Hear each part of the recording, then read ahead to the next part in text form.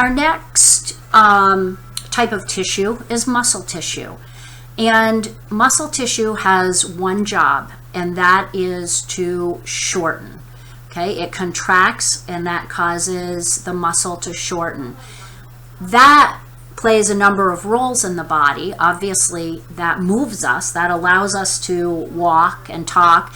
It allows our heart to beat. It allows our digestion to happen. All of those are because this muscle tissue just shortens. And then it allows us to move blood in our body, and we'll see that later. But our skeletal types are both striated and voluntary.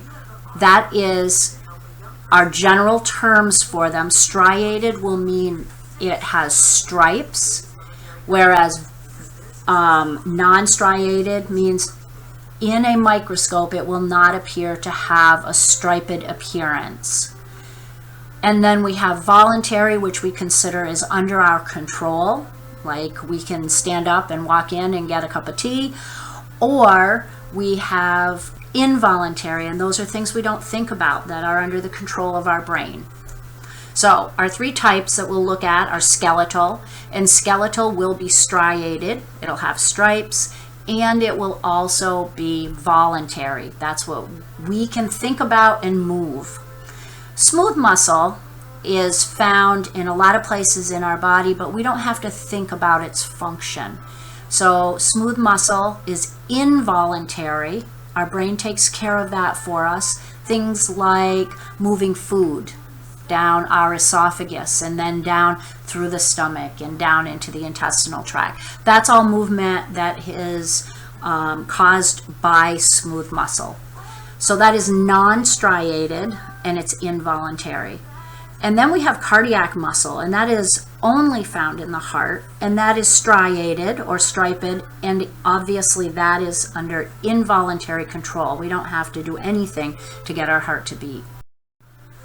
So these are the three types all on one slide. So the left-hand corner shows skeletal muscle, and remember that this is a striated muscle. So you can see, it's better in the drawing, but you can see the actual stripes that are formed.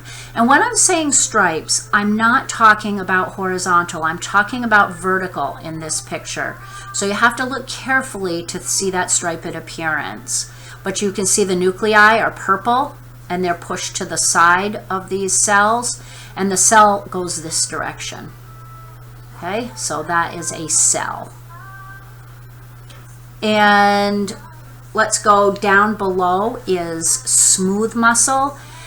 And this is where it can be difficult to tell or identify smooth muscle. And the reason it can be is if I was seeing this and I was seeing, for example, the dense connective tissue, I would have a really hard time determining which one was which. They both have that very regular appearance. These have the nuclei that you can see. But remember, these stripes you're not seeing go vertically. You're seeing these go horizontally. So this is considered non-striated, and we can see the cells that are making up, well, we can't see the cell, right? We can see the nucleus. I would not, personally, in my labs, I would not ask you to differentiate between a smooth muscle and a dense connective tissue. As far as the last one, the cardiac muscle, this one is very difficult to see the vertical lines. You can see the nucleus quite clearly, but you can see these vertical lines, these dark lines. And these are called intercalated discs. And intercalated discs are a mechanism of cells talking to one another. It's kind of a interface between the two cells where communication happens. So if I were identifying my skeletal muscle in a slide, I would first look for striations. It's easier to see striations in our skeletal muscle than it is to see in our cardiac muscle. But in my cardiac muscle, I will see these intercalated discs. And so those intercalated discs are what's going to tell me that I have cardiac muscle versus skeletal muscle. And then, of course, smooth muscle just looks completely different and does not have any vertical striations. And the last tissue we're going to talk about is nervous tissue. Nervous tissue is found only in specialized places. That includes the brain, the spinal cord, and making up nerves.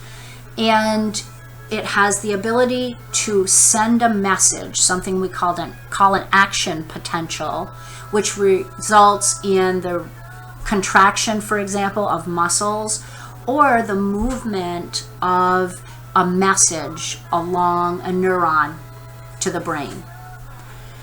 The cells that we are going to look at here are nerve cells or neurons, and there is also a video of that.